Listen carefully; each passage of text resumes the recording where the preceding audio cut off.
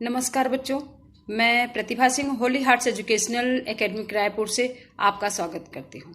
आज मैं आपको कृतिका पाठ 2 मेरे संग की औरतें के बारे में बताने जा रही हूँ। इसकी लेखिका मृदुला गर्ग हैं।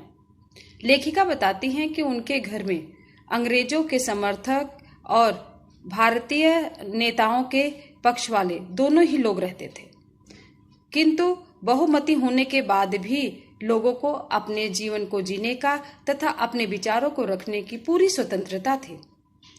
लेखिका के नाना अंग्रेज के समर्थक थे, किंतु नानी के हृदय में देश के प्रति अपार लगाव था। वह सदा पर्दे में रहती थी और उनका बाहरी लोगों से मिलना जुलना नहीं था, किंतु अपने अंतिम समय में उन्होंने प्यारे लाल शर्मा जी को बुलाया और उन्होंने अपनी बेटी की शादी किसी क्रांतिकारी से करने की इच्छा को प्रकट किया।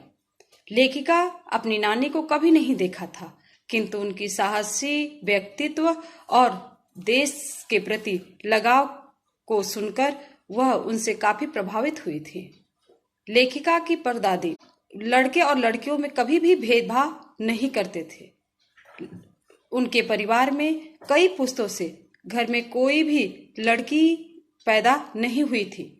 वह उनकी इच्छा थी कि उनके घर में एक लड़की हो, इसलिए उन्होंने अपनी पतोहू की पहली संतान लड़की के रूप में पाने के लिए ईश्वर से प्रार्थना की और इसी के फलस्वरूप उनके घर में 5 लड़कियां पैदा हुई।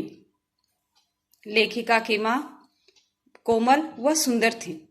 वह बहुत ईमानदार, स्वाभिमानी और स्वतंत्र विचारों वाली महिला थी।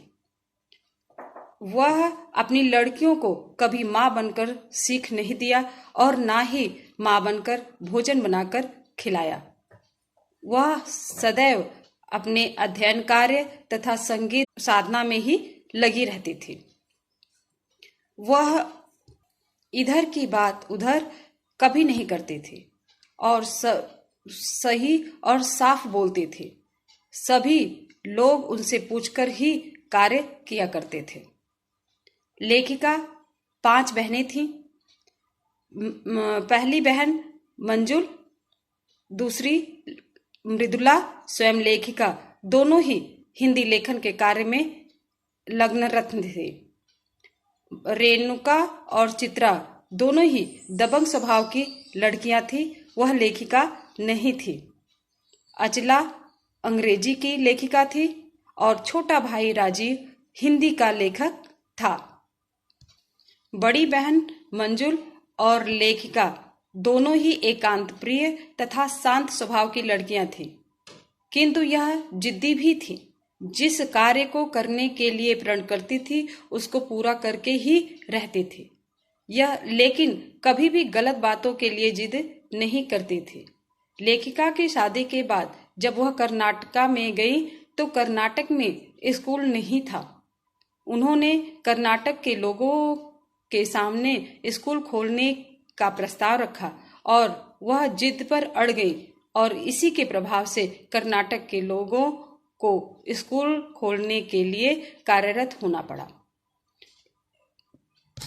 बच्चों, इनके जीवन से हमें यह प्रेरणा मिलती है कि हम सदैव ही कर्मठ और आत्मसम्मान का ध्यान रखना चाहिए।